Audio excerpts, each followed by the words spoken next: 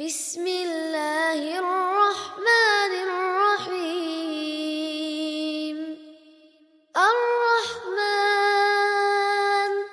علم القرآن خلق الإنسان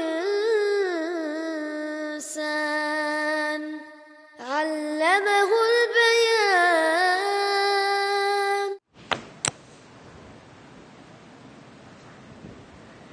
السلام عليكم ورحمة الله وبركاته. الحمد لله رب العالمين والعاقبة للمتقين والصلاة والسلام على أشرف المرسلين سيدنا محمد صلى الله عليه وسلم وعلى آله وصحبه أجمعين. أما بعد، قال الله سبحانه وتعالى: أعوذ بالله من الشيطان الرجيم بسم الله الرحمن الرحيم واذكروا الله في أيام معدودات فمن تعجل في يومين فلا إثم عليه ومن تأخر فلا إثم عليه لمن اتقى واتقوا الله واعلموا أنكم إليه تحشرون. صدق الله العظيم.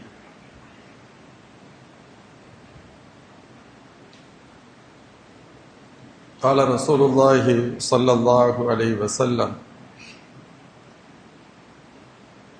أيام التشريق أيام أكل وشرب وذكر، أو كما قال سيدنا صلى الله عليه وسلم: سبحانك لا علم لنا إلا ما علمتنا إنك أنت العليم الحكيم لا حول ولا قوة إلا بالله العلي العظيم. அல்லாஹின் நல்லடியார்களே, அல்லாஹ் ஜல்ல ஷானு வ தஆலாவின் பேரருளால் புனித நிறைந்த பெருநாளை ஈதுல் அல்ஹா தியாக திருநாளை முடித்து அமர்ந்திருக்கின்றோம். ஆனாலும் பெருநாளின்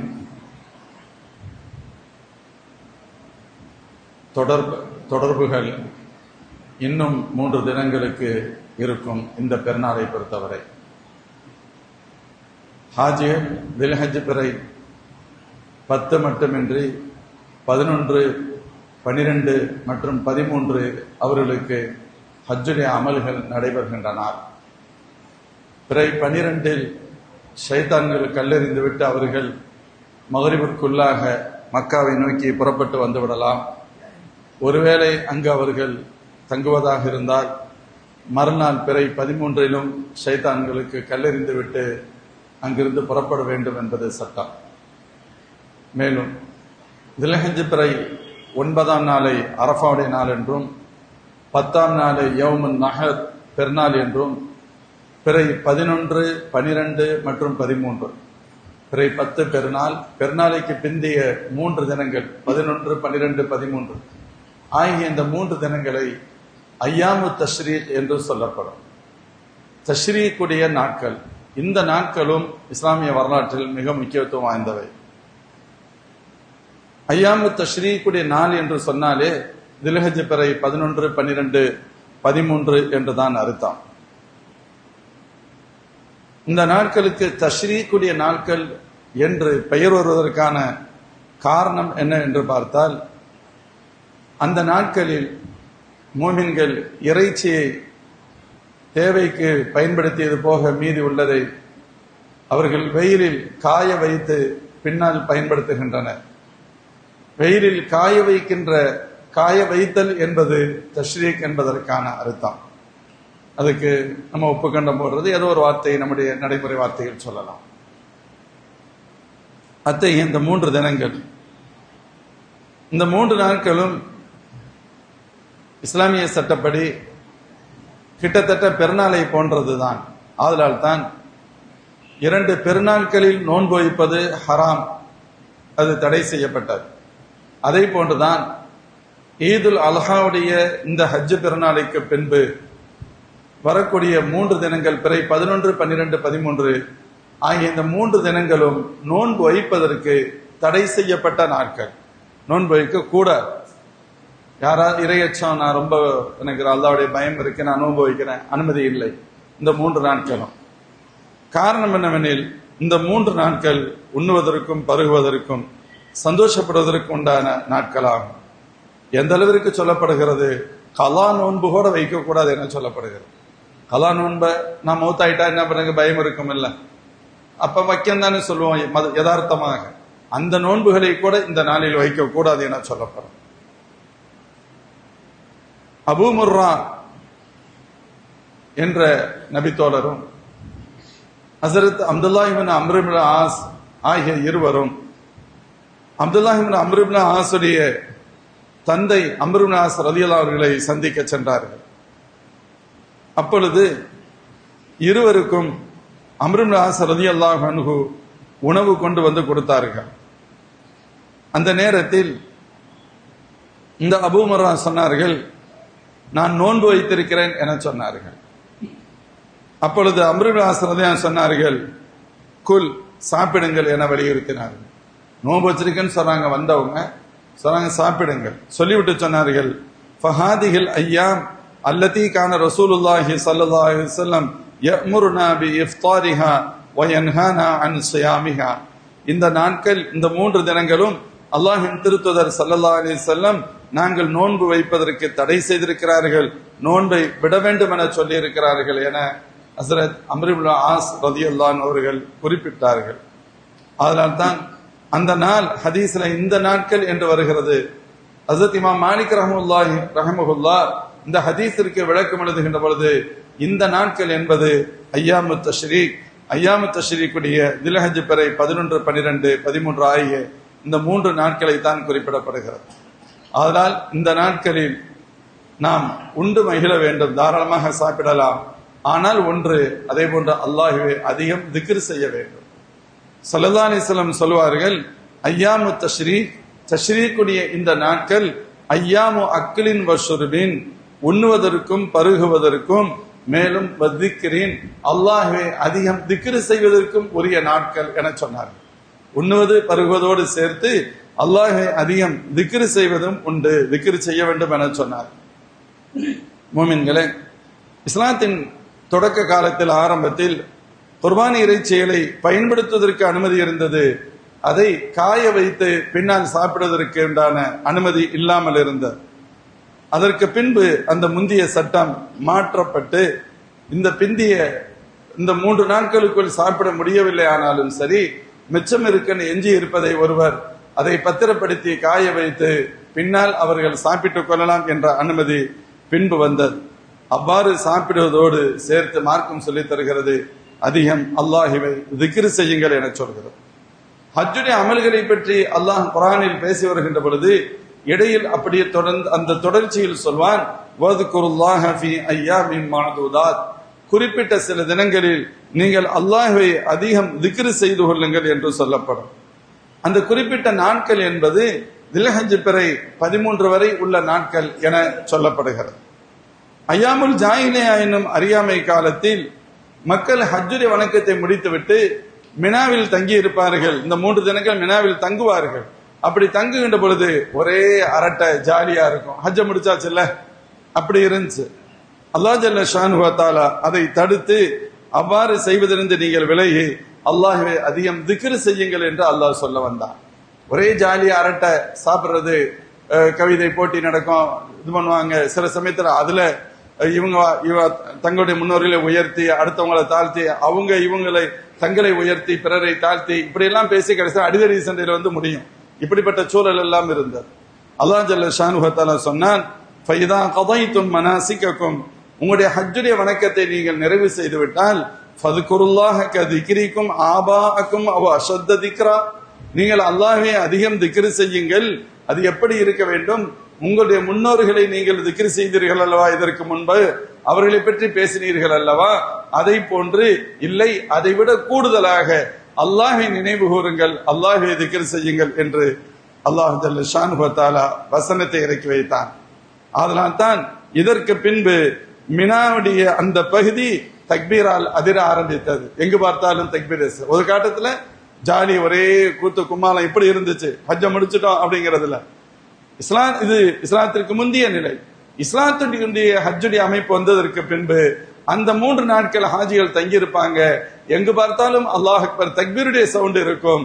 வேற கூத்து கும்மாளங்கள், வேற வகையான சத்தங்கள் அங்கே இருக்காது. வரலாறு சொல்கிறது, ஹஸரத் உமர் ரலியல்லாஹு அன்ஹு தங்களுடைய கூடாரத்திலிருந்து சப்தமிட்டு அவர்கள் தக்பீர் சொல்வார்கள். அதை கேட்டு அருகில் இருக்கக்கூடிய மற்றவர்கள் தக்பீர் சொல்வார்கள். அதை கேட்டு கடை தெருவில் இருப்பவர்கள் எல்லாம், ஒரு பெரிய கூட்டம் தக்பீர் சொன்னா இன்னும் தூரத்துக்கு கேட்கும் இல்ல, கடை தெருவில் இருப்பவர்கள் எல்லாம் தக்பீர் சொல்வார்கள். கடைசியில் கொஞ்ச நேரத்தில் மினாவே தக்பீரால் அதிரும் என சொல்லப்படுகிறது. எங்கு பார்த்தாலும் தக்பீர் சத்தமாகவே இருக்கும். ஹஸரத் அப்துல்லாஹ் இப்னு உமர் ரலியல்லாஹு அன்ஹு பற்றி சொல்லப்படுகிறது, மினாவுடைய நாட்களில் அதிகம் தொழுகைக்கு பின்பும் சரி, சாதாரண நேரத்திலும் சரி, ஒவ்வொரு நடக்கின்ற பொழுதும் சரி, அமர்கின்ற பொழுதும் சரி, அதிகம் அல்லாஹு அக்பர் என்று சொல்கின்ற தக்பீருடைய வழக்கம் அவரிடத்தில் இருந்தது என சொல்லப்படுகிறது. இதை தொடர்ந்து சஹாபாக்கள் தொடர்ந்து காலமாக அப்படியே நடைமுறைப்படுத்தி வருகிறார்கள். ஹஸரத் இமாம் புகாரி ரஹ்மத்துல்லாஹி அலைஹி இது சம்பந்தமாக ஒரு பாடத்தையே சொல்வார்கள். ஐயாமு தஷ்ரீக்குடைய நாட்களில் செய்ய வேண்டிய சிறந்த அமல் என்று கூறிவிட்டு தலைப்பிட்டு இந்த ஹதீஸை கொண்டு வருவாங்க. ஹஸரத் இப்னு உமர் ரலியல்லாஹு அன்ஹு, அபூ ஹுரைரா ரலியல்லாஹு அன்ஹு அவர்கள் இந்த நாட்களில் வெளியே வருவாங்க. கடைவீதிகளுக்கு செல்லுகின்ற பொழுது கூட அவர்களும் தக்பீர் சொல்வார்கள். அந்த தக்பீர் மேலும் மக்களையும் தக்பீர் சொல்ல வைப்பார்கள் என்று இமாம் புகாரி ரஹ்மத்துல்லாஹி அலைஹி தங்களுடைய ஹதீஸ் கிரந்தத்தில் இந்த தகவலை குறிப்பிடுகிறார்கள். மேலும் அந்த அடிப்படையில் தான் நாம் இந்த பெருநாளில் ஃபர்து தொழுகைக்கு பின்பு தக்பீர் சொல்கின்ற வழக்கம் இருக்கிறது. ஃபர்து தொழுகைக்கு பின்னால பிறை 13 வரைக்கும், தில்ஹஜ் பிறை 9 ஆரம்பிச்சு 9, 10, 11, 12, 13 அசர் வரை தக்பீர் சொல்கிறோமே, நான் மேற் சொல்ல ஆயத்து மற்றும் ஹதீசுகளை அடிப்படையாக கொண்டுதான் கண்ணியத்திற்குரிய சஹாபாக்கள் அவருடைய ஆய்வின் அடிப்படையில் நாம் இந்த நாட்களில் தக்பீர் சொல்ல வேண்டும், அதிகம் சொல்ல வேண்டும். குறைந்தபட்சம் ஃபர்து தொழுகைக்கு பின்பு ஒரு தடவையாவது அல்லாஹ் அக்பர் அல்லாஹ் அக்பர் லா இலாஹ இல்லல்லாஹ் அல்லாஹ் அக்பர் அல்லாஹ் அக்பர் வலில்லாஹில் ஹம்து என்ற தக்பீர் சொல்ல வேண்டும் என்று நமக்கு உத்தரவிடப்பட்டிருக்கிறது. கண்ணியத்திற்குரிய முஃமின்களே, மேலும்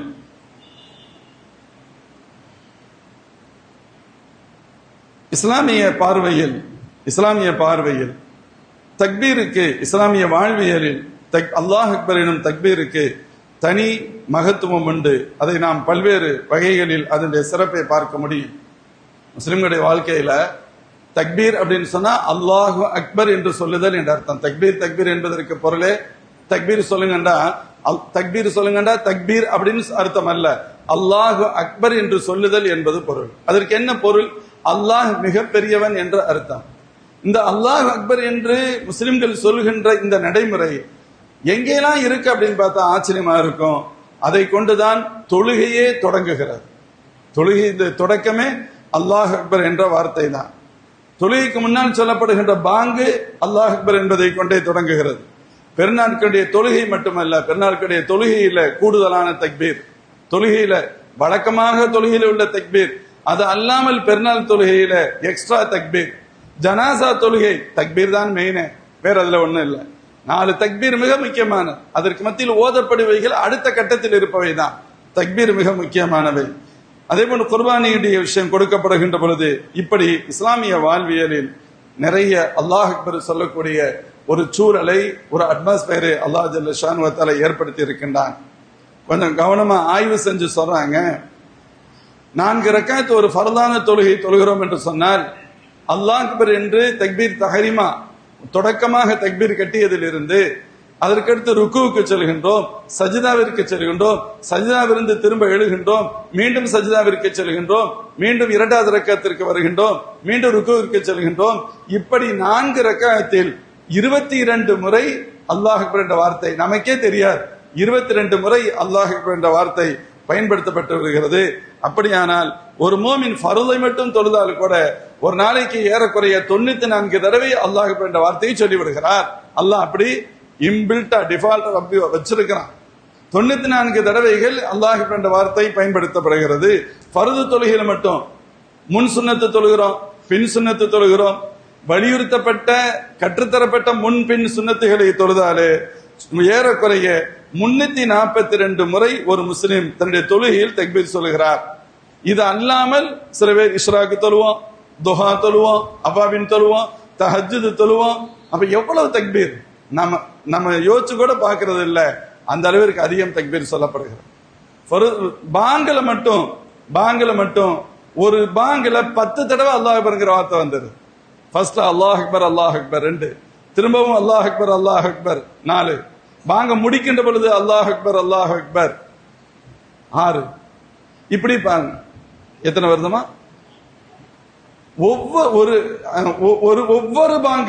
ஒவ்வொரு பாங்கிலும் இத்தனை வார்த்தைகள்.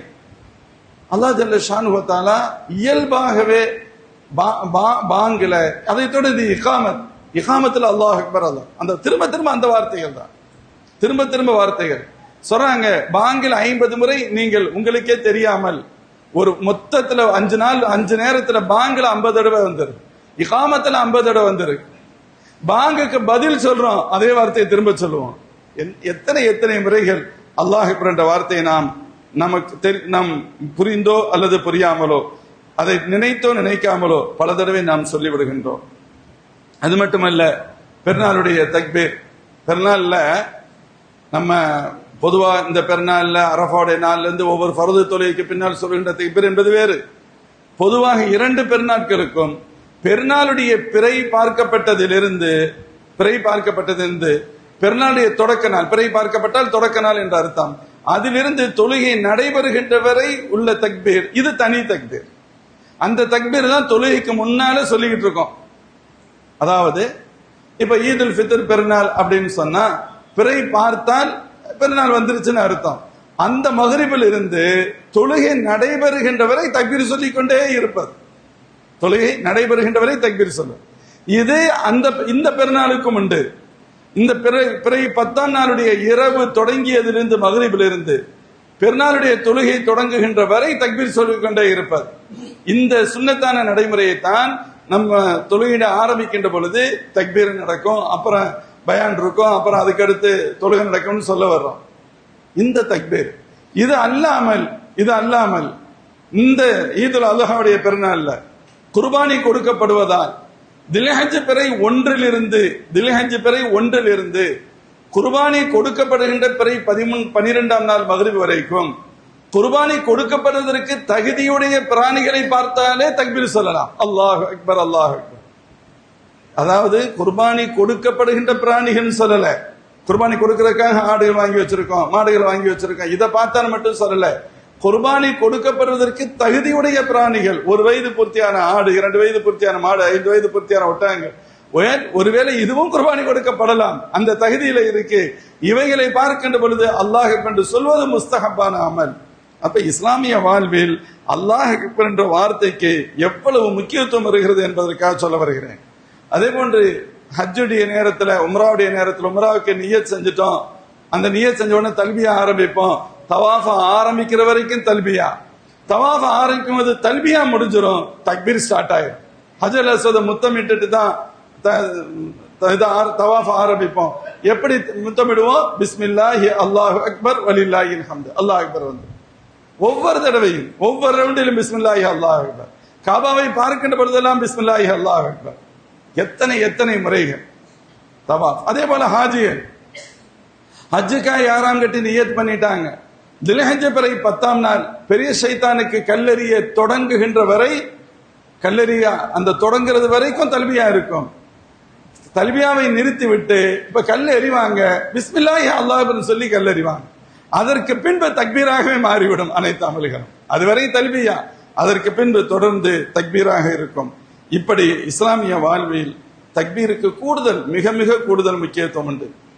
அதனால் தான் சையதுனா உமர் இப்னு கத்தாப் ரலியல்லாஹு அன்ஹு அவருடைய வார்த்தை உண்டு, கௌலுல் அப்தி அல்லாஹு அக்பர் கைரு மினத் துன்யா வமா ஃபீஹா. ஒரு மூமின் அல்லாஹ் அக்பர் என்று சொல்வது இருக்கிறதே, இந்த ஒட்டுமொத்த உலகத்தை விட சிறந்தது. ஒரு முறை அல்லாஹ் அக்பர் என்று சொல்கின்ற பாக்கியம் கிடைப்பது, ஒரு முறை அல்லாஹ் அக்பர் என்று சொல்கின்ற பாக்கியம் ஒருவருக்கு கிடைப்பது என்பது இந்த முழு துன்யாவை விட சிறந்தது. ஆடு அறுக்கிறோம், மாடு அறுக்கிறோம், குர்பானிக்கு மட்டுமல்ல, பொதுவா பிஸ்மில்லாஹி அல்லாஹு அக்பர் தொடர்ந்து அல்லாஹ் ஜல்ல ஷானுஹு வ தஆலா கற்றுத் தருகிறான். அல்லாஹ்வின் திருத்தூதர் ஸல்லல்லாஹு அலைஹி வஸல்லம் பிறையை பார்த்தால் புது பிறை பிறந்திருக்கு தெரிஞ்சிருச்சு, பார்த்துக்கிட்டே இருப்போம் தெரியுதாண்டு. பிறை தெரிந்து விட்டால் ஸல்லல்லாஹு சொன்னார்கள், அல்லாஹு அக்பர் அல்லாஹும்ம அஹில்லஹு அலைனா பில் அம்னி வல் ஈமான் வஸ்ஸலாமத்தி வல் இஸ்லாம் வத்தௌஃபீக் லிமா துஹிப்பு வ தர்லா ரப்பனா ரப்புக்கல்லாஹ். ஸல்லல்லாஹு செஞ்ச துஆ இருக்கு. பிறையை பார்த்த உடனே ஃபர்ஸ்ட் பிறையை பார்த்தா அல்லாஹ் அக்பர்னு சொல்லிட்டு சொல்லுவாங்க, யா அல்லாஹ் இந்த பிறையை எங்களுக்கு ஈமானும் அச்சமற்ற தன்மையை கொண்டு உண்டான தொடக்கமாக இதை ஆக்கு, சலாமத்தையும் இஸ்லாமையும் எங்களுக்கு இதன் மூலம் வழங்கு, நாங்கள் எப்படி வாழ்ந்தால் நீ திருப்தி கொள்வாயோ நீ சந்தோஷப்படுவாயோ அப்படிப்பட்ட தௌஃபீக்கை எங்களுக்கு கொடு, ரப்புனா ரப்புக்கல்லாஹ் சொல்லுவாங்க, எங்களுடைய ரப்பு நீயாகவே இருக்கிறாய் என்று. மேலும் முஃமின்களே, பயணம் செய்கின்ற பொழுது ஸல்லல்லாஹு அலைஹி வழக்கம் இருக்கிறது, தக்பீர் சொல்வாங்க. அன்ன ரசூலுல்லாஹி ஸல்லல்லாஹு அலைஹி வஸல்லம் முஸ்லிம் ஷரீஃப்ல வரும், அப்துல்லாஹ் இப்னு உமர் அந்த ஹதீஸ் அறிவிப்பார்கள், கான இதஸ்தவா அலா பஈரி ஹாரிஜன் இலா சஃபர் கப்பர ஸலாசன். பெருமானார் ஸல்லல்லாஹு அலைஹி வஸல்லம் கோவேரி கழுதையின் மீது ஏறி அமர்ந்து பயணம் செய்ய தொடங்குகின்ற பொழுது சொல்வார்கள் 3 முறை அல்லாஹு அக்பர் அல்லாஹு அக்பர் அல்லாஹு அக்பர் பயணம் செய்கின்ற பொழுது. அப்ப நம்ம 2 வீலர்ல கார்ல பஸ்ல ட்ரெயின்ல பிளைட்ல பயணம் செய்யறோம், பயணத்துடைய துஆவில அல்லாஹ் அக்பர் என்ற தக்பீர் உண்டு. மேலும் ஸல்லல்லாஹு அலைஹி வஸல்லம் சொல்றாங்க, ஜாபிர் பின் அப்துல்லாஹ் ரலியல்லாஹு அன்ஹு சொல்கிறார்கள், குன்னா இதா ஸஈதனா கப்பர்னா வ இதா நஸல்னா சப்பஹ்னா. அல்லாஹ்வின் திருத்தூதர் ஸல்லல்லாஹு அலைஹி வஸல்லம் கற்றுத்தந்த முறையில் நாங்கள் ஒரு மேட்டில் ஏறுகின்ற பொழுது அல்லாஹ் அக்பர் என சொல்வோம், அதே அந்த மேரி மீண்டும் பள்ளத்தில் இறங்குகின்ற பொழுது அல்லாஹ்வை தஸ்பீஹ் செய்து சுப்ஹானல்லாஹ்னு சொல்லுவோம். உம்ராவுக்கு போன நேரத்தில் ஹஜ்ஜுக்கு போன நேரத்தில் ஹாஜிகள் பார்த்திருக்கலாம், அரபு நாடுகள்ல பயணம் செய்கின்ற பொழுது பஸ் போய்கிட்டு இருக்கும், நல்ல விசாலமான ரோடு இருக்கும், பாலைவனம் தானே பெருசா ஒண்ணு இருக்காது, ஒரே மணலா இருக்கும், அங்கங்க போர்டு வச்சிருப்பாங்க, அப்படியே கொஞ்சம் மேடும் பல்ல மாறி மாறி தான் இருக்கும். மேடு பகுதி வருகின்ற பொழுது ரைட்ல போர்டுல அல்லாஹ் அக்பர் எழுதி இருக்கும். அதான் இஸ்லாமிய ஒரு சந்தோஷம், இஸ்லாமிய அட்மாஸ்பியர்ல வாழ்றோம் அப்படிங்கிறது. அந்த மேடிலிருந்து மீண்டும் பள்ளத்தில் இறங்குகின்ற பொழுது பார்த்தா சுப்ஹானல்லாஹ்ங்கிற வார்த்தை இருக்கும், நமக்கு இஷாரா செய்யப்படுகிறது, இப்ப ஏறுறோம் அல்லாஹ் அக்பர் சொல்லுங்க, இப்ப இறங்குறோம் சுப்ஹானல்லாஹ்னு சொல்லுங்க. ஏன் அப்படி சொல்லி தரப்படுகிறது? அல்லாஹ்வின் திருத்தூதர் ஸல்லல்லாஹு அலைஹி வஸல்லம் அப்படித்தான் கற்றுத் தந்திருக்கிறார்கள். மேலும் ஏதேனும் அதிர்ச்சி அளிக்கக்கூடிய ஆச்சரியம் அளிக்கக்கூடிய விஷயங்கள் வந்தால் அல்லாஹ் அக்பர் என்று சொல்கின்ற வழக்கம் சஹாபாக்களிடம் இருந்தது. யஜூஜ் மஜூஜ்களை பற்றி பெருமானார் ஸல்லல்லாஹு அலைஹி வஸல்லம் விவரித்த பொழுது சஹாபாக்கள் சொல்வாங்க, அபூ சயீத் அல்-குத்ரி ரலியல்லாஹு அன்ஹு சொல்றாங்க, நாங்கள் அல்லாஹ் அக்பர் என்று சொன்னோம். ஆச்சரியமான ஒரு விஷயம், அதிர்ச்சியான ஒன்றை கேட்கின்ற பொழுது அல்லாஹ் அக்பர் என்று சொல்லக்கூடிய நடைமுறை. இன்னைக்கு நாமும் அப்படித்தான், ஒரு முக்கியமான ஒரு நிகழ்வு நடந்துருச்சு, ஒரு வித்தியாசமான நிகழ்வு நடந்துருச்சு, அல்லாஹ் அக்பர் என்று அல்லாஹை துதிப்பது. நெருப்பு பற்றி கொண்டால் ஹதீஸ்ல வருது, ஸல்லல்லாஹு அலைஹி வஸல்லம் சொல்றாங்க, இதா ரஅய்துமுல் ஹரீக் ஃபகப்பிரு ஃபஇன்ன தக்பீர யுத்ஃபிஉ. ஏதேனும் நெருப்பை எரிவதை நீங்கள் பார்த்தால் அல்லாஹ் அக்பர் என்று சொல்லுங்கள், அது அணைக்கும் என்றார்கள் ஸல்லல்லாஹு அலைஹி வஸல்லம். நெருப்பு பற்றி எரிகிறது, என்ன சொல்வது? ஏதாவது சொல்லணும்ல, அல்லாஹ்ட்ட துஆ செய்யணும் இல்ல, சொல்லுங்க அல்லாஹ் அக்பர் அல்லாஹ் அக்பர்னு சொல்லுங்க, அணைப்பதற்குண்டான சூழல் உருவாகும். நபி ஸல்லல்லாஹு அலைஹி வஸல்லம் வார்த்தை சொல்லுவாங்க. ஒரு ஹாஜி சொன்னாங்க, 2008ல அந்த அல்லாஹ்ங்கிற வார்த்தையின் மூலம் ஒரு வகையான மறைமுகமான ஒரு ரிலீஃப் கிடைக்குங்கிறதுக்கு சொன்னாங்க. 2008ல் ஹஜ்ஜுடைய வணக்கத்தை நிறைவு செய்து 12ஆம் நாள் பிறை 12 ஹாஜிகள் கல் எறிஞ்சிட்டு, அந்த நாள்ல கொஞ்சம் ரொம்ப எச்சரிக்கையா இருக்கணும். என்னன்னு கேட்டா, கல் எறிஞ்சிட்டு மக்ரிபுக்குள்ள மக்காவுக்கு வந்துடணும். வரலைன்னு சொன்னா அங்கேயே தங்கக்கூடிய சூழல் இருந்தா மறுநாள் வேற இருக்கணும். பொதுவாக மினாவுடைய இந்த 4 நாட்கள் கொஞ்சம் கஷ்டமா இருந்துரும், எல்லாத்தையும் உலுக்கி எடுத்துரும். ஏன்னா வசதி வாய்ப்புகள் இருக்காது, எல்லாம் இங்க ரொம்ப, நான் சொல்வது அடிக்கடி சொல்வது உண்டு, ஹஜ்ஜில் நம்ம ஒன்னும் சாதனை செய்யல, அல்லாஹ் நம்முடைய சுகத்தை கொஞ்சம் கொஞ்சமா குறைச்சு ஒண்ணுமில்லாம ஆக்கிடுறான், அதை நம்மளை தாங்க வைக்கிறான், அதுக்கு பகரமா நம்முடைய பாவங்களை அல்லாஹ் மன்னித்து நம்மை அனுப்புகிறான், அவ்வளவுதான். இங்க ரொம்ப வசதி, ரொம்ப ஃப்ரீ, யார் ஒரு சின்ன சவுண்டு கேட்டா விழிச்சிருவோம், அப்படிலாம் இருக்கும். யாரும் பக்கத்துல இருக்கிறது விரும்ப மாட்டோம், பிரைவேசி போகும் நினைப்போம், நம்முடைய பிரைவேசி வீட்டிலேயே போயிடும், அவ்வளவுதான். இதுக்கடுத்து ஹஜ்ஜுக்கு புறப்பட்டோம், சஃபர், எப்ப பார்த்தாலும் ஆள் கூட்டமா தான் இருக்கும். பயணங்கள் அங்கங்க நிக்கணும், இது பண்ணணும், எவ்வளவு சொகுசான பயணமா இருந்தாலும் சரி பல்வேறு நெருக்கடிகளை சந்திக்க வேண்டியது இருக்கும். அதுக்கடுத்து அங்கே போய் ரூம்ல வச்சிருக்கிறாங்க, ஒரு ரூம்ல என்னதான் ஏசி ரூம் வசதியா இருந்தாலும் 4-5 பேர் இருப்பாங்க, ஒருத்தருக்கு ஏசி கூட வேணும், ஒருத்தருக்கு கம்மியா வேணும், ஒரே நேரத்தில் 2 பேர் சுய தேவையை பூர்த்தி செய்ய வேண்டிய தேவை இருக்கும், ஒரு வகையான அழுத்தங்கள் இருக்கத்தான் செய்யும். இப்ப வீட்டுல இருக்கிற வசதியை பார்த்தா அங்க இல்லையேன்னு கொஞ்சம் கவலை இருக்கும். அதுக்கடுத்து அவங்க மினாவுக்கு போவாங்க. மினாவுக்கு போகும் பொழுது என்னடா அது ரூமே பரவாயில்ல போல இருக்கு, ரொம்ப வசதியா இருந்துச்சு. ஏன்னா அங்க ஒண்ணுல 4 பேரு, இங்க ஒண்ணுக்கு 40 பேருக்கு மேல கணக்கு இருக்கும். ஏகப்பட்ட பேர் நின்றுகிட்டு இருக்காங்க. அப்ப புத்திசாலித்தனமா நம்ம என்ன யோசிப்போம், பாங்கு சொல்ற டயத்துல போனா ஆபத்து. நாமளே தெளிவுக்கு வருவோம். ஒரு கட்டத்துல தெளிவுக்கு வர்றதுல கொஞ்சம் முன்ன பின்ன ஆகும். அனுபவசாரிகள் சொல்றதை கேட்டுக்கிறணும். கிட்டத்தட்ட அரை மணி நேரம் 3/4 மணி நேரத்துக்கு முன்னாலேயே போயிட்டு சுயதேவையை பூர்த்தி செஞ்சுட்டு ஒழு செஞ்சுட்டு வந்துட்டா நமக்கும் நல்லது, அடுத்தவங்களுக்கு நல்லது. இல்லையானா கடைசி நேரத்துல எல்லாம் நின்று எல்லாத்துக்கும் ஒரு வகையான இன்டைரக்டான கஷ்டம் தான். இப்போ மினாவுக்கு போனோம்னா பரவாயில்லாம மாஷா அல்லா ரூம் பரவாயில்ல அப்படிங்கிற ஒரு மனநிலை. அரஃபாவுக்கு போகும்பொழுது மினா பரவாயில்லைங்கிற இருக்கும். முஸ்தலிஃபாவுக்கு வந்தா அரஃபா பரவாயில்ல, இங்க ஒண்ணுமே இல்லை. இங்கேயாவது ஏசி கூடாரம், அதற்கடுத்து அரஃபாவில் ஓரளவு பரவாயில்லாம இருந்துச்சு, வெயில் அடிக்காம பாதுகாப்பு இருந்துச்சு. முஸ்தலிஃபாவுக்கு வந்துட்டா ஒண்ணுமே இல்லை. அது வெயில் காலமா இருக்கட்டும் மழை காலமா இருக்கட்டும் ஓபன் பிளேஸ் தான். எல்லாம் எங்க படுக்க முடியும்? ஒரு ஹாஜி சொல்றாரு, நான் 10 லட்ச ரூபா கொடுத்து வந்திருக்கேன், நான் எப்படி இதுல படுக்கிறது? நான் வேறு வார்த்தையில் சொன்னார், நீங்க 10 லட்ச ரூபா கொடுத்திருக்கதே இங்க படுக்கிறது தான். நான் 10 லட்ச ரூபா கொடுத்திருக்கேன், நான் எப்படி இதுல படுக்க முடியும் என்ற சிந்தனையா இருக்கலாம். நேற்று ஒரு தகவலை பார்த்திருப்பேன். ஒரு நாட்டுடைய பிரதமரோ ஜனாதிபதி, ஒரு சிறிய இஸ்லாமிய நாடு நான் நினைக்கிறேன், இஸ்லாமிய நாட்டை சார்ந்த ஒரு ஜனாதிபதி வந்திருக்கிறாரு. அவர் படுத்திருக்க போட்டோ ஒன்று வரும். மினாவில் அவர் ஒரு வாரத்தில் அவர் வாட்டுக்கு படுத்திருக்கிறார். அவர் யாரும் சத்தியம் செஞ்சா கூட நம்ப மாட்டாங்க. அவர் வாட்டுக்கு அப்படியே ஒரு கணிச்சு அப்படித்தான் எல்லாரும் இருப்பாங்க. அரசு சில பேர் என்ன நல்ல ரொம்ப வித்தியாசமான ஆட்க அரசாங்கம், அப்ப அவங்களுக்குன்னு ஒரு தனி முக்கியத்துவம் கொடுக்கும். அரசாங்கம் முக்கியத்துவம் கொடுக்க வேண்டும். அவங்க அரசர்களுக்கு உண்டான அந்த ஜனாதிபதிகளுக்கு உண்டான மரியாதை எடுத்து ஒரு நாட்டுடைய தலைமை பொறுப்பாளர்கள் அல்லவா, அதுக்கண்டு அங்கே சில வசதி மிக்க கட்டிடங்கள் இருக்கு, ரொம்ப ரேரா இவங்க மாதிரி ஆளுக்கு பயன்படுத்துறதுக்கு. அரசர்களுடைய அதாவது சவுதி அரசுடைய விருந்தினராக அவர்கள் பார்க்கப்படுவார்கள். அவங்களை அங்கே தங்குறதுக்கு எவ்வளவு சொன்னாங்க, அவர் ஏத்துக்கிறவே இல்லை. நான் என்னுடைய சகோதரர்கள் தங்குற இடத்துல தங்கிக்கிறேன். 2வது சொந்த காசுல தான் அவர் வந்திருக்கிறார், அரசு காசுல வரல. சொந்த செலவில் ஹஜ்ஜுடைய பயணத்துக்கு வந்திருக்கிறார். கூட்டத்தோடு கூட்டமாக தங்கி இருக்கிறார். நம்ம மக்கள் என்ன நினைப்பாங்க கேட்டா, நீ என்ன ஆகும், நான் எனக்கு ஹஜ் கமிட்டில போயிருப்பேன்ல 4 லட்சத்துல, உங்கள்கிட்ட 8 லட்சம் கொடுத்துட்டு வந்தேன்ல அப்படின்னு நம்ம நினைப்போம். நீ 8 லட்சம் இல்ல 80 லட்சம் கொடுத்துட்டு வந்தாலும் மணல்ல படுக்கிறதுக்கு தான் 80 லட்சம், மணல்ல படுக்காம இருக்கிறதுக்கு இல்ல. உண்மை அது. அப்ப அங்க அல்லாஹ் நமக்கு சின்ன ஒண்ணுமே இல்லாம ஆக்கி இப்பெல்லாம் நம்ம சொல்ற அளவுக்கு மாஷா அல்லாம யோசிக்கிறது இல்ல. சந்தோஷமா அதுல படுத்து எந்திரிச்சு, சந்தோஷமா படுத்து எந்திரிச்சு, ஒரு மாதிரியா சின்ன சின்ன பொடி கற்கள் கிடக்கும், குத்தத்தான் செய்யும், தூக்கம் வரலாம் வராமல் போகலாம். ஆனா அல்லாவுடைய பெரிய கிருபை இருக்கிற அசதியில படுத்தோன்னு தூக்கம் வந்துடும். ஏன்னா ஏற்கனவே ஒரு வகையான சிரமங்கள் இருக்கும். அது அல்லாவுடைய ஏற்பாடு. என்ன இருந்தாலும் சரி ஒரு மூமின் புரிஞ்சு கொள்கிறார். யாரும் அப்படி நினைக்கிறது இல்லை. அவருடைய கவலை ஃபுல்லா அரஃபாவுடைய துவா கபூல் செய்யப்படணும். ஒருவேளை அரஃபாவில் கபூல் செய்யப்படலைண்டா அல்லாஹ் முஸ்தலிஃபாவில் வச்சாது என் துவாவை கபூல் செய்யணும், ஹஜ்ஜ கபூல் செய்யணுங்கிற கவலையிலேயே இருக்கிறாங்க இல்லையா. அல்லாஹ் அக்பர். அது அல்லாஹ் அந்த சின்ன சின்ன கஷ்டங்களை கொடுத்து, நமக்கு அனுபவமே இல்லாத சிரமங்களை கொடுத்து அல்லாஹ் அதை இன்முகத்தோடு நம்மளை தாங்க வைக்கிறான்ல, அந்த சபருக்கு பகரமாக அனைத்து பாவங்களையும் அழித்து அல்லாஹ் அனுப்புகிறான் என்று சொல்வதை தவிர்த்து நம்மிடத்தில் பெரிய சாதனைகள் ஒன்றும் இல்லை. உண்மை அதுதான்.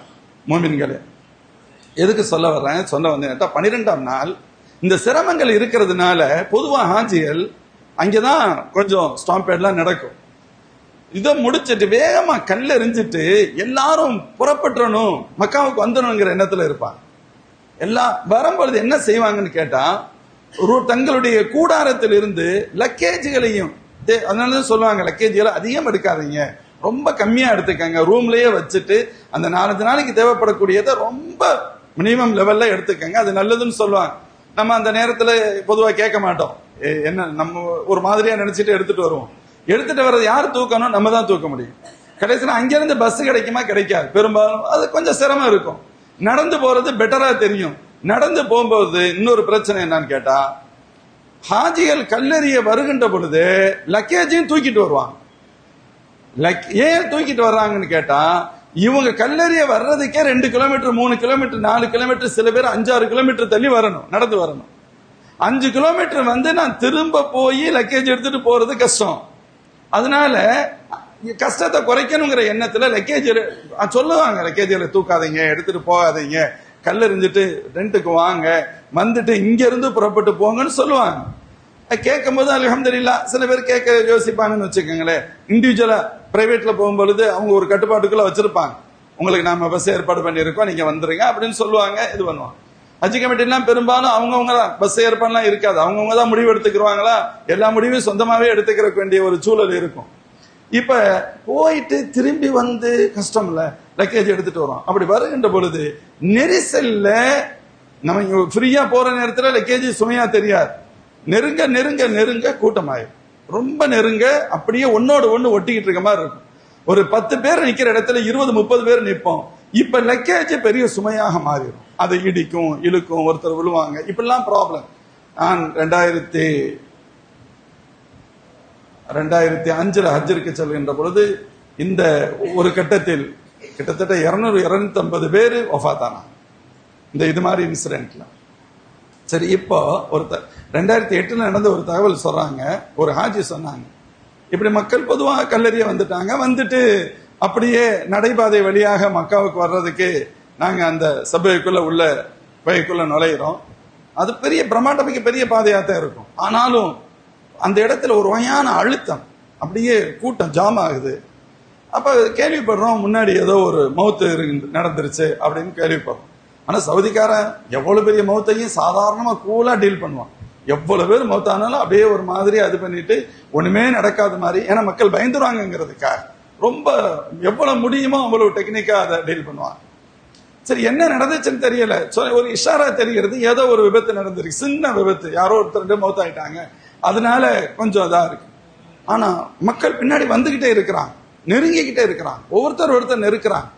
ஒரு கட்டத்துல நெரிசலாக தெரிந்தது, ஒரு வகையான அதிர்ச்சி, பயம் வந்துருச்சு. பயம் வந்து என்ன நடக்க போகுதுன்னு தெரியல, அமைதி, ஒரு வகையான இந்த மயான அமைதின்னு சொல்லுவாங்க, ஒரு வகையான ஓவர் அமைதி நிலவுது. என்ன நடக்க போதோ அப்படிங்கறதான அதற்கு அர்த்தம். அப்ப ஒருத்தர் அந்த கூட்டத்திலிருந்து அல்லாஹு அக்பர் அல்லாஹு அக்பர் தக்பீர் சொல்றாங்க. அந்த தக்பீர் கேட்ட உடனே எல்லாரும் தக்பீர் சொல்றாங்க. அந்த இடமே தக்பீர் மயமாக மாறுகிறது. அல்லாஹ் அக்பர் வார்த்தை மட்டுமே சத்தமாக ஒலிக்கிறது. சொல்றாங்க அல்லாஹ் அக்பர், அல்லாஹ்வுடைய பெரிய உதவி. என்ன நடந்துச்சுன்னு தெரியல, இந்த சத்தமிட்டு எல்லோரும் தக்பீர் சொன்னது எல்லோருடைய உள்ளத்திலிருந்து வந்த தக்பீர் முதல்ல அவங்களுடைய உள்ளத்திலிருந்து அச்சத்தை போக்கிருச்சு, பயத்தை போக்கிருச்சு. பயம்தானே மனிதனுக்கு பெரிய பிரச்சனை. மௌத்தே இருந்தாலும் வந்துட்டு போகுது, இது என்ன மேட்ரு அப்படின்னு நினைச்சிட்டா ஒண்ணுமில்லாம போயிடும். அச்சத்தில் இருந்தவர்கள் ஃபர்ஸ்ட் ரிலாக்ஸ் ஆயிட்டாங்க, நார்மலுக்கு வந்துட்டாங்க. அதற்கு அடுத்து கொஞ்சம் கொஞ்சமா அப்படியே ரைட்டா ரிலாக்ஸ் ஆச்சு. ஒரு வாய்ப்பு கிடைச்சு, கொஞ்சம் இடைவெளி கிடைச்சிச்சு. மக்கள் அணியணியாக அமைதியாக தள்ளுமுள்ளின்றி பாதுகாப்பாக வெளியேறினோம் என்று அல்லாஹ் அக்பருக்காக சொல்றாங்க. அல்லாஹ் அக்பர் என்ற வார்த்தை அன்று எங்களுக்கு அமைதியையும் நிம்மதியும் பாதுகாப்பையும் கொடுத்தது என்று. அதனால்தான் அல்லாஹ் நபி ஸல்லல்லாஹு அலைஹி வஸல்லம் சொல்லுகின்ற பொழுது அல்லாஹ் சொல்றான், பொதுவா அல்லாஹ் சொல்லுவான், அதிகமா தக்பீர் சொல்லுங்க, கப்பீர் தக்பீரா, அல்லாஹ் அக்பர் நிறைய சொல்லுங்க அப்படின்னு அல்லாஹ் சொல்றான். பெருமானார் ஸல்லல்லாஹு அலைஹி வஸல்லம் கொடுத்த அல்லாஹ் முதல் உத்தரவு, யா அய்யுல் முத்தஸ்ஸிர் கும் ஃபஅன்திர் வ ரப்பக ஃபகப்பீர். போர்வை போர்த்தி இருப்பவர்களே, யா அய்யுல் முத்தஸ்ஸிர் கும் ஃபஅன்திர், எழுந்திருங்கள், மக்களுக்கு எச்சரிக்கை செய்யுங்கள், வ ரப்பக ஃபகப்பீர், அல்லாஹ் அக்பர் என்று சொல்லுங்க. வ ரப்பக ஃபகப்பீர், அல்லாஹ் நபி ஸல்லல்லாஹு அலைஹி வஸல்லம் அல்லாஹ் அக்பர் என சொல்லுகிறான். முஃமின்களே, அல்லாஹ் அக்பர் என்ற நாமும் சொல்லுகிறோம், அல்லாஹ்வுடைய கிருபையை நான் நிறைய சொல்றோம். ஆனா பொருள் என்னன்னு விளங்குறது இல்ல. அல்லாஹ் அக்பர் அப்படின்னு சொன்னா அல்லாஹ் தான் மிகப்பெரியவன் அப்படின்னு, நான் பெரியவன் அல்ல. இன்னைக்கு என்ன இருக்கு, நாமளே ஒரு எஜமான சிந்தனையில தான் இருக்கிறோம். என்னையுடைய பெரிய ஓனர் யார், என்னையுடைய முதலாளி யார், என்னையோட தலைவர் யார், இதையே வச்சுக்கிட்டு நீ அல்லாஹ் அக்பர் சொன்ன அந்த வார்த்தைக்கு அர்த்தமே இல்லை. அல்லாஹ் அக்பர் என சொல்கின்ற பொழுதுக்கு அர்த்தமே, நான் பெரியவன் அல்ல, என் பணம் பெரிதல்ல, என் பட்டம் பெரிதல்ல, என் பதவி பெரிதல்ல, எதுவும் பெரிதல்ல, அனைத்தும் ஒன்றும் இல்லாதவை, என் ரப்பு மட்டும்தான் பெரியவன். அல்லாஹ் அக்பர் என்ற உணர்வோடு மோமின்கள் தக்பீர் சொல்ல வேண்டும். அதான் அதற்கு பொருள். அந்த உணர்வோடு தக்பீர் சொல்லுகின்ற பொழுது இதைத்தான் சையதுனா உமர் கத்தாப் ரலியல்லாஹு அன்ஹு சொல்வார்கள், அந்த ஒரு தக்பீர் இந்த உலகத்தை விட சிறந்தது. அதனால் தான் சையதுனா இப்ராஹிம் அலைஹிஸ்ஸலாம் அவருடைய நினைவு நாட்கள் இந்த நாட்கள். நேற்று குர்பாவிலையும் அதைத்தான் சொன்னோம், இப்ராஹிம் அலைஹிஸ்ஸலாம் நினைவு நாள் தானே குர்பானி. இந்த நினைவு நாட்கள் இப்ராஹிம் அலைஹிஸ்ஸலாம் என்ன சொன்னார்கள், நான் சாதாரணமானவன், என்னை பற்றி பிரச்சனை இல்லை, என் மனைவியை பற்றி பிரச்சனை இல்லை, என் மக்களை பற்றி பிரச்சனை இல்லை, எதை பற்றி எனக்கு என் உயிரை பற்றியும் பிரச்சனை இல்லை. நெருப்புல நீங்க விழணுங்கிற நிலை இருக்கு, அப்போ அவங்க அதை பத்தி கவலைப்படல. மகனையும் மனைவியையும் மகனையும் விட்டுட்டு வாங்க, கவலைப்படவே இல்லை. மகனை அருங்க, கவலைப்படவே இல்லை. ஏன் கவலைப்படவே இல்லை? எனக்கு நான் பெரிதல்ல, என் மனைவி மக்கள் பெரிதல்ல, என் சொத்து சகம் எனக்கு பெரிதல்ல, என் உயிரும் எனக்கு பெரிதல்ல. அல்லாஹு அக்பர், அல்லாஹ் மட்டுமே பெரியவன் என்ற அந்த ஈமானிய பவர் முஃமின்களே அல்லாஹ்வுக்கு மிக பிடித்திருந்தது. இதே உணர்வைத்தான் அல்லாஹ் நபி ஸல்லல்லாஹு அலைஹி வஸல்லம் வெளிப்படுத்தினான். அல்லாஹ்வின் திருத்தூதர் ஸல்லல்லாஹு அலைஹி வஸல்லம் சஹாபாக்கள் தாபிஈன்கள் வழியாக இந்த கடைசி இந்த உலகம் அழிகின்ற வரை வாழக்கூடிய முஃமின்களான தங்கள் உம்மத்தினரான நம் ஒவ்வொருவரிடத்திலும் இந்த வார்த்தையும் வெளிப்பட வேண்டும், இதனுடைய அர்த்தமும் இதனுடைய தாற்பயமும் சேர்த்து உள்ளத்திலிருந்து வெளிவர வேண்டும் என்று விரும்புகிறார்கள். எல்லாம் அல்ல அல்லாஹ் ஜல்ல ஷானுஹு வ தஆலா அதிகம் அல்லாஹ்வை போற்றி புகழ்வதற்கும், குறிப்பாக அல்லாஹ் என்று அதிகம் சொல்வதற்கும், அதனுடைய அர்த்தத்தை விளங்கி சொல்வதற்கும், அதனுடைய தாற்பயங்களை புரிந்து நம்மிடத்தில் அல்லாஹ் பணிவை ஏற்படுத்தி ரப்பை பெரியவனாக உண்மையிலேயே உள்ளத்திலிருந்து ஆக்கிய தக்பீர் சொல்லக்கூடிய நசீபை அல்லாஹ் எனக்கும் உங்களுக்கும் அனைத்து முஃமின்களுக்கும் தௌஃபீக் செய்வானாக. வாஹிர் தாவானா அனில் ஹம்துலில்லாஹி ரப்பில் ஆலமீன். அஸ்ஸலாமு அலைக்கும் வரஹ்மத்துல்லாஹி வபரகாத்துஹு. ஸதகல்லாஹுல் அஸீம்.